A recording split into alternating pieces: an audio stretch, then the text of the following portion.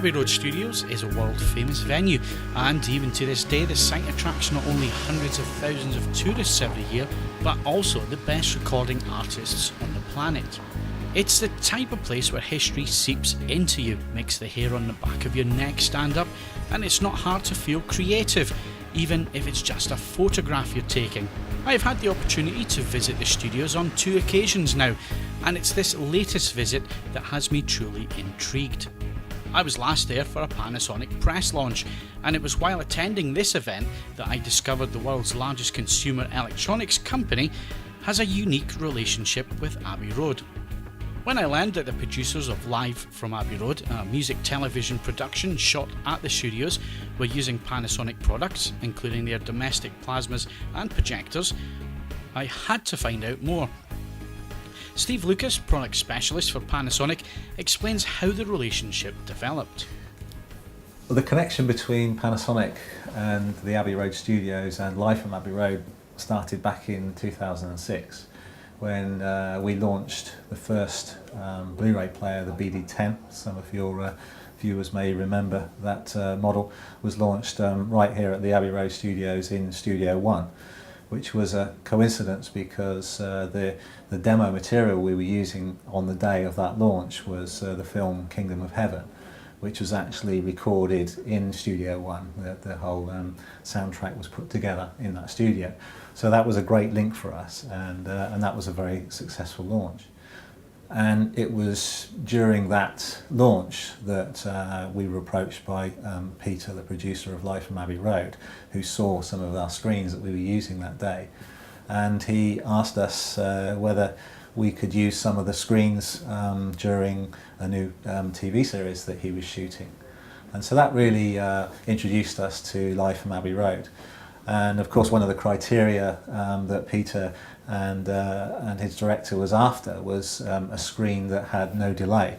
So by using the full HD screen for processing the image, then we managed to produce an image on screen without any delay at all, and that was perfect for what they were looking for.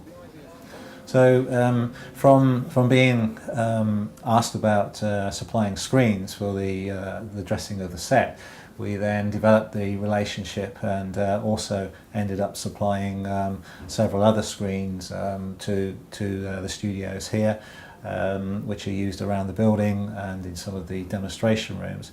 But also we of course supply the broadcast cameras that actually film the show. We supply the Lumix cameras that take the still photographs during the show, and of course we supply the PTA 2000 projector, which is used in the post-production room. Now this is the point which I'll pick up on here, the PTA 2000 being used in that room. It's a little bit unusual for a domestic product to be used in a production facility like that. That's right, yes. Well, one of the discussions I had with Peter was that he had a vision of showing the show on a very large cinema screen, and so that made me think about what the TV series would look like on a large projected screen. So therefore I suggested that maybe we'll bring in a projector like the PTA 2000, and we fixed that up in the post-production suite, and then Peter could get a feel of what the program would look like on a large screen. And of course it has worked very, very well, because when they screen the show in that room and they use the projector and the large screen, they get a great feel for what the TV series can really look like in high definition on a large screen.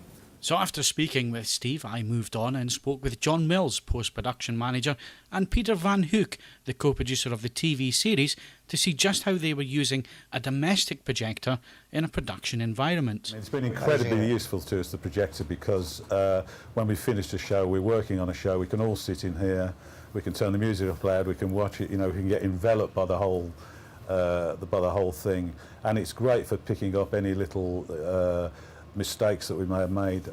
Sync problems show up. We don't actually use the screen for grading at the moment, although it's calibrated fantastically, so you know we could do that. But our grader finds it easier just to be looking at the monitor to do that. When we shoot an artist, we shoot on 5, maybe 6 cameras. All those cameras are calibrated to all match each other.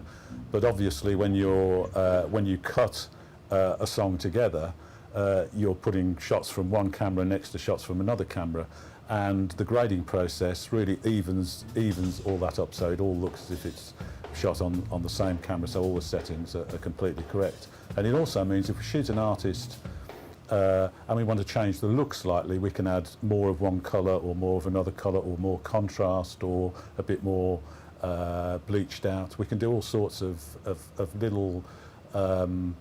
little adjustments just to make sure that things have a look all of their own. And one of the things we try and do with this show is that each artist we like to look different. So we don't want 2 artists in the same show looking the same. So we go to great lengths to actually get a clear look that suits each artist. And the grading process helps us to actually set that in stone when we do the post-production. And it's just a great experience to all sit in here and be enveloped by the whole thing.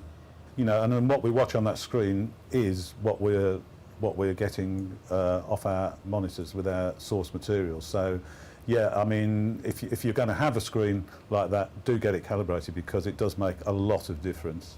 And most people probably would find it difficult to actually adjust it themselves.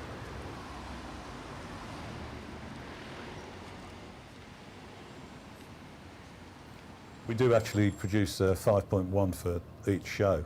It doesn't go out in 5.1 in this country, but certain of our broadcasters, I think the Japanese certainly put the show out in 5.1.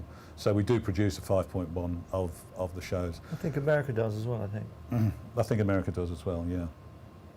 But 5.1 for music is, I mean, you know more about this than I do, but I mean, there are certain limitations with what you can do with 5.1 on a music show. You don't want sound zooming all around your head from side to side of the room. The bass player's always there and the vocalist is there. So it's really, I would say it's more of an enhanced stereo than the 5.1 that you'd expect if you were watching, you know, Apocalypse Now or something like that. So. I think if you get it right, yeah, but you can get it wrong as well.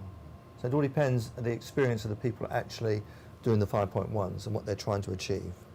And I think the other thing is that's always a slight dilemma is how everyone else has got their 5.1 system set up at home.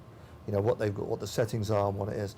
So there's a little bit of kind of finger trouble that can happen on someone who's bought stuff, make sure that they got it right, you know, and all those type of things. So I think if you set it up right, the experience is amazing. But it's like the calibration of the TV, you know, you can get all this stuff, but if you set it up right, the experience is hugely enhanced, and if you set it up wrong, you're not going to be aware of the experience that you've missed. So, you know, you have to have care, I think, and attention to that.